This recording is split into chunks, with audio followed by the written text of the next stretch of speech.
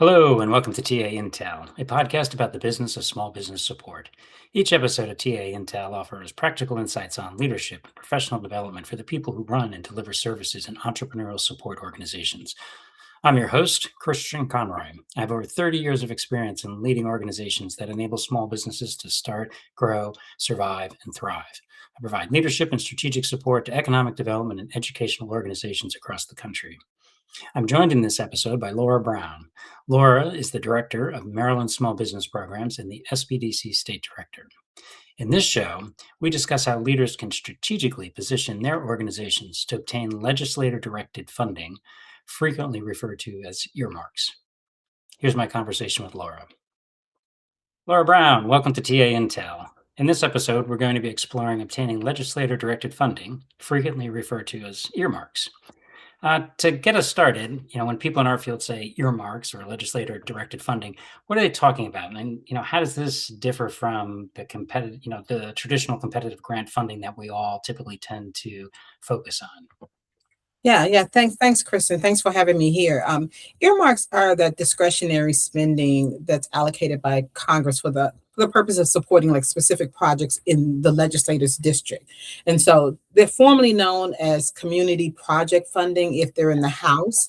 And if they are from the Senate, they're known as congressionally directed spending from the Senate. Okay. All right. Sorry, my bad about getting the terminology wrong there. Yeah, Okay. earmark is the colloquial term, I guess, is what you would call that. But in terms of the formal name, that's what they are, and they differ primarily from traditional grants in that they're not competitive. For one piece, Okay. they come directly from the legislator and going directly into the legislator's district. Some people in the past have called them. Well, they've had some negative.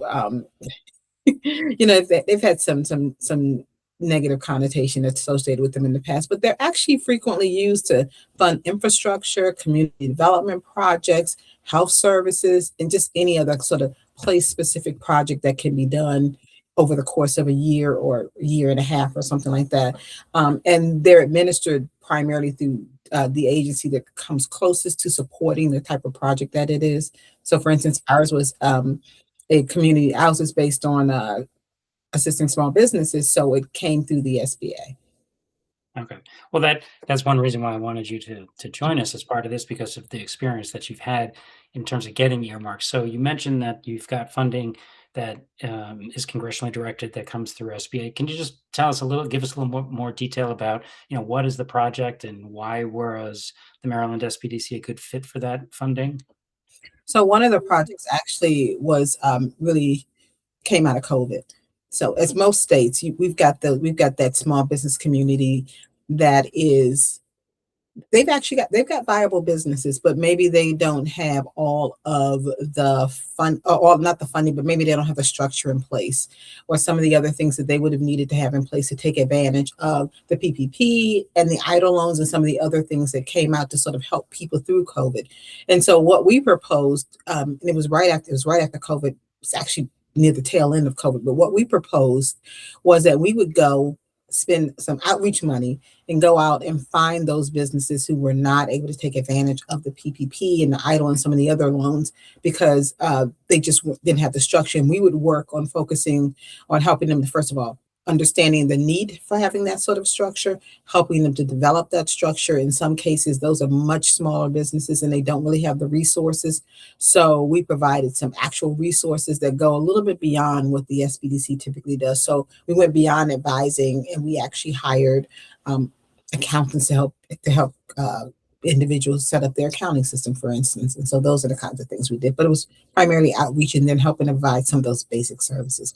And it was a good fit just because there was so much, I think, trauma for businesses coming out of COVID. And there were so many businesses that didn't make it, that's what a lot of the congressional representatives were looking at is how can I get my community back up and moving and running?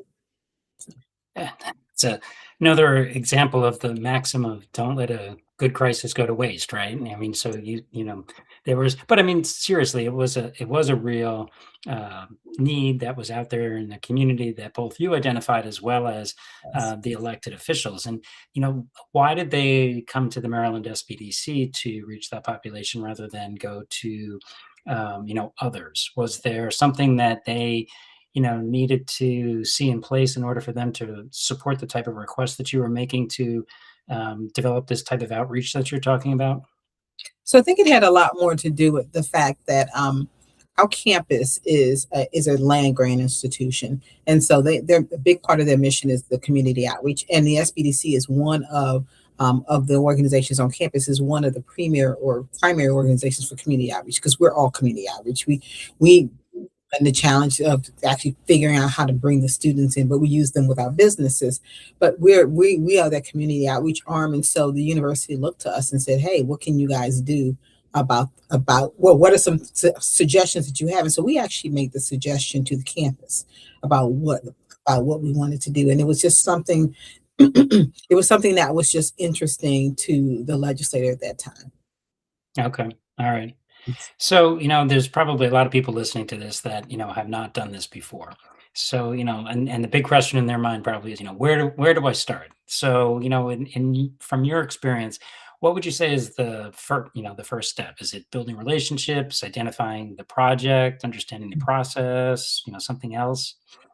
I think the first relationship is building is if you've got a legislative office on campus, if you're affiliated with a university or a college and they've got a legislative outreach office on campus, that's the place to start because they give you a lot of direction. Excuse me, they give a lot of direction and they gave us a lot of direction. They are actually the ones that pulled us in. When there are opportunities that come along that are proposed by another department or group, they'll say, hey, this is something that the SBDC could probably help in. And so they'll pull them in that way. So the most important relationship is that relationship with the legislative office on campus. Well, I mean, that's I love that example too, because and the relationship obviously that you've built with them, because as you just noted, even if they're not going to pursue fundings directly or specifically for your program, they're looking at ways that they can engage your program into other proposals to help make those proposals more competitive. Mhm. That's a great way to be able to demonstrate, I think, adding value back to your host organization. Um, did you so then you talked about, the relationship with the university, legislative outreach folks. Did you work those relationships too, or were they handled entirely, by the university? So I guess what I'm wondering is, Mhm. did you, uh, work with the elected officials and their staff, or did you leave all of that up to the university? So that was primarily done with the university, but what we had done prior to that is when we went out to actually visit, and we like to educate our legislators about what we're doing in their districts. So we do participate in the legislative activity when the ASBDC goes down on Capitol Hill and they're in town. We also have participated just on a local level in terms of engaging them and helping them showing them success stories in their areas and that piece. And so we already had a relationship. And when we were visiting at one time, we brought in the legislative office from campus. And so they were able to see that we already had a good story to tell, that we knew how to tell the story, that we had relationships already, and they were already familiar with our offices. So it's just a matter of them saying, okay, this is already a natural relationship. It's already there. So let's figure out a way to leverage that to do something a little more. Yeah, I think the key to one of the keys of the things that you just mentioned now is that idea of, providing education, not necessarily advocacy on anything, because, it's really important, I think, in the types of programs that we run in the communities we serve to, not appear partisan or political in any way. Oh, absolutely. That's not at all what we do. In fact, I couldn't even tell you in some situations which party an individual's in, other than the fact that you just know that. But that's not our focus. The focus is small business, and when you're talking Mhm. about helping small businesses, everybody wants to see small businesses thrive because they're so important, right? They're Right, so right. important. So, all right, now that you got this funding, what are the biggest benefits of this funding, and what are some of the downsides or risks that people might want to think about? So the greatest benefit is because it is not core SBDC funding. It is not. It doesn't have to necessarily abide by the SBDC regulations. It is still you do still have to follow federal regulations, and you do have to make sure that you propose the scope that is within the confines of what federal government can do. So of course you couldn't say we're going to pay money directly to individuals, but we were able to pay other businesses to work with individual smaller businesses. So that's one of the benefits. You've got a little more flexibility in how you do or how we serve small businesses. The cons are they're basically intended to only last a year.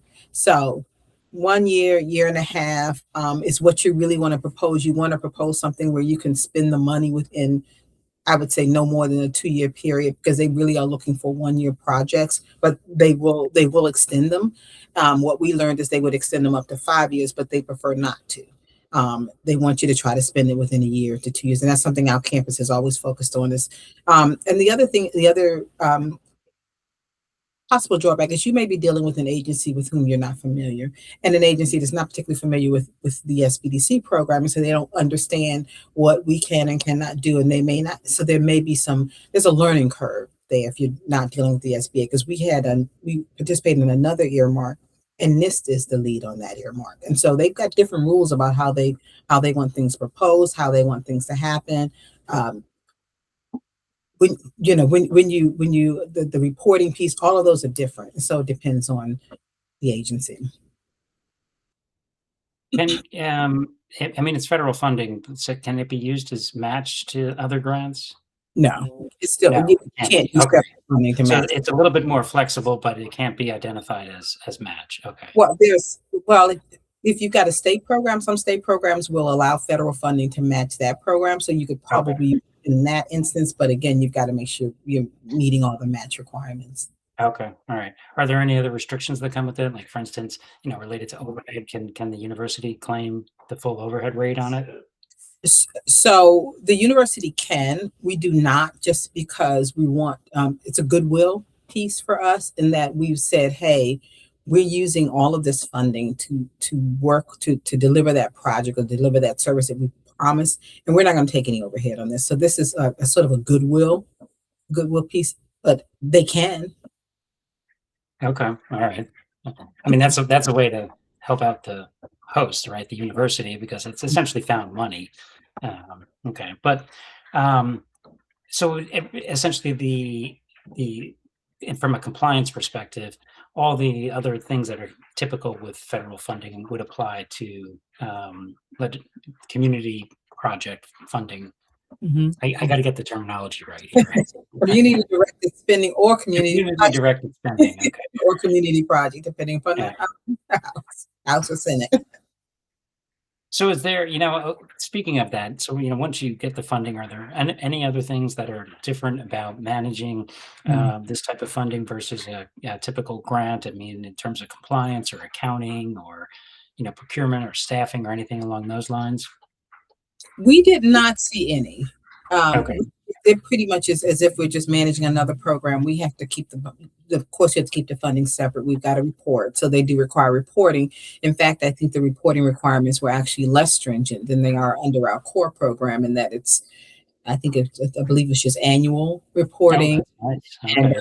And there's not as much I shouldn't say oversight, but they pretty much expect you that they give you the money and they say, okay, I need you to figure out how to do this. And you've got to show that you've spent the money appropriately, that you've spent the money according to the scope. So they are managing that piece, but it's more hands off than it is in the That's nice.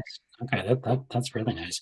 And so, in terms of, from your role and your office and managing this, funding along with the other streams of funding that you have, is there any type of interaction there that we should think about? You mentioned that this tends to be term limited funding, 12 to 18 months or something like that. But I'm just wondering if there's anything to think about in terms of interaction with other, especially grant funds. No, we didn't run into anything where there were any no conflicts or no problems with that. I assume you just set up a separate fund number and assign expenses to that and all of that. Does it have to be audited, this funding? That's a good question. I don't know that it has no. My backup. They actually came in and audited us, I think a month after we got it. So have everything to show you right now. We just kind of got started, but they do come in once a year and look Is at it it. it's the $100,000 threshold, so if you get more than 100,000, you have to have an audit? That I'll be honest, I don't know about that Yeah, piece, but I know we had more than 100,000, so we did right, get an audit. We had an audit almost immediately, and then there was another one. almost immediately. Yeah, it was I mean, almost immediately. It was so like, what do you guys want to see? Because we've just started, and it had a lot to do with the timing of it. It was near the end of the fiscal year when it was actually when they actually got it to us, and so that was one of the challenges. yeah. So you didn't have to pay for the audit, though? No, no, Okay. it was as if it was it's like a regular SBA Right, finance. right, okay. Well, I just know I used to get USDA funding, and if it was over $100,000, you'd have to get an audit, and you'd have to pay for it. So I always put in proposals for $99,000 as a way to avoid that. It was a typical, like a financial review that we get from SBA in Okay. any typical year. Yeah. So, I mean, it really sounds like this money is very much like proof of concept type of funding, right? Since you've only got that limited time period, is that kind of how you're treating it as a way to be able to maybe test new models or, test outreach to certain communities to see what might work? I mean, so I guess where I'm going is, if you do something that's successful, what are your thoughts about how you make it sustainable or Oh, scale it or both? so one of the things they asked when we talked about the proposal, or when we proposed the project, was how are you going to sustain it? Because Okay. what we were proposing was more of a program, because they really don't want to see necessarily a program that has to be sustained. And they made it really clear to us that this is one time. This is not an every year, year over year funding. And so we've had to look at other resources. At this point, we're not out of the money yet, so we're still spending that piece of money, but we're getting close to the end. And Okay. so we're looking at other resources, but we were able to bring in SSBCI funding to do some of it, because it's a lot of the scope of the project was really similar to the SSBCI TA Yeah. piece. Yeah. We were able to combine that keep the services running, keep the services No, going. actually, it sounds like if anything, this help really kind of helps set you up to have a very successful SSBCI program Mhm, because it's kind of mhm. like the precursor to what SSBCI is supporting. Yeah, right. Yeah. So Okay. That's good. mhm. Um, Anything on the horizon? You have any other ideas about future funding? Actually, it's interesting. I was thinking about that. I don't right now. I am No, nothing right now. I've been trying to think of what might be a good because every year our campus comes back and says, "Guys, have any ideas?" It's Oh, usually around good. the Oh, that's first of nice. the year. Yeah, so we didn't have one last year. We've been talking about some options this year, but nothing concrete, because it usually happens in January to March timeframe is when they start asking for proposals. So the early part of the year. So ask me in December. We may have something. Okay. Well, I mean, I guess the bigger picture, kind of response to that too is that, you're not turned off to continuing to pursue this type of Oh, funding. It no, makes sense. no, Yeah. no. Okay. All right. So, I mean, I guess with that to close, if leaders listening to this wants to get started, what are one or two practical takeaways that you would lead them with? The first one is absolutely make sure that you know who your the members of your legislative office. Make sure you've developed a relationship with them. If you are going out to educate legislators on your own, invite them along so they're able to see and hear the story, because we had to sell ourselves to campus first before they were willing to want to start selling us to our legislative partners. So that would be the first thing. And the other thing is make sure that that you're looking at what are some pain points in the community. Know what some of the pain points are of target legislators, because they're going to say yes to those projects that address their pain points.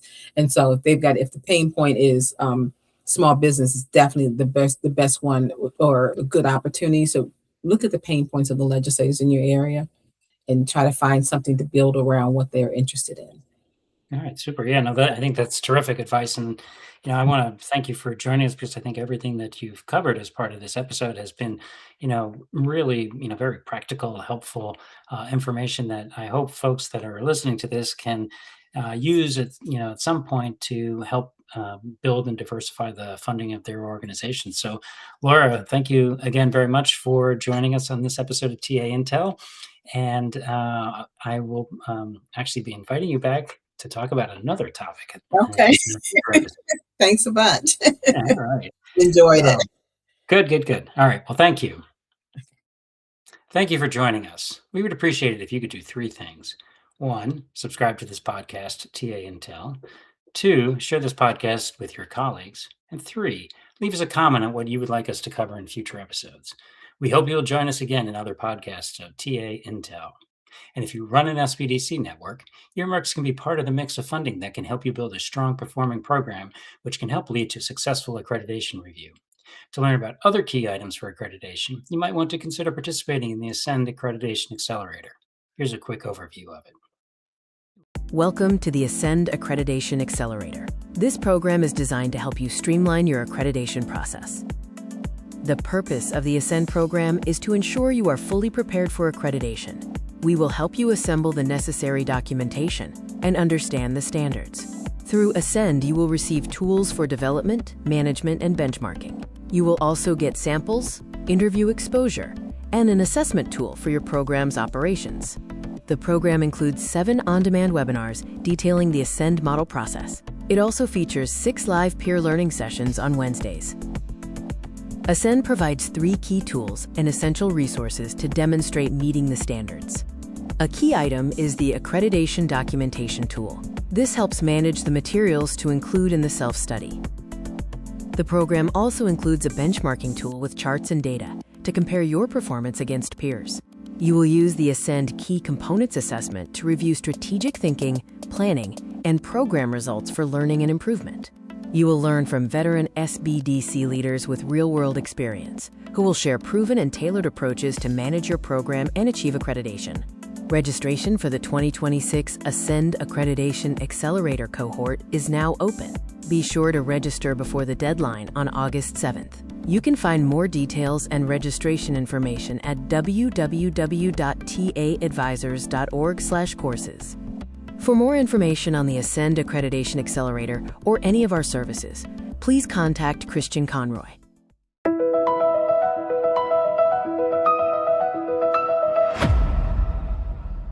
TA Intel is a production of TA Advisors, LLC. Copyright 2026, all rights reserved. For more information, visit taadvisors.org.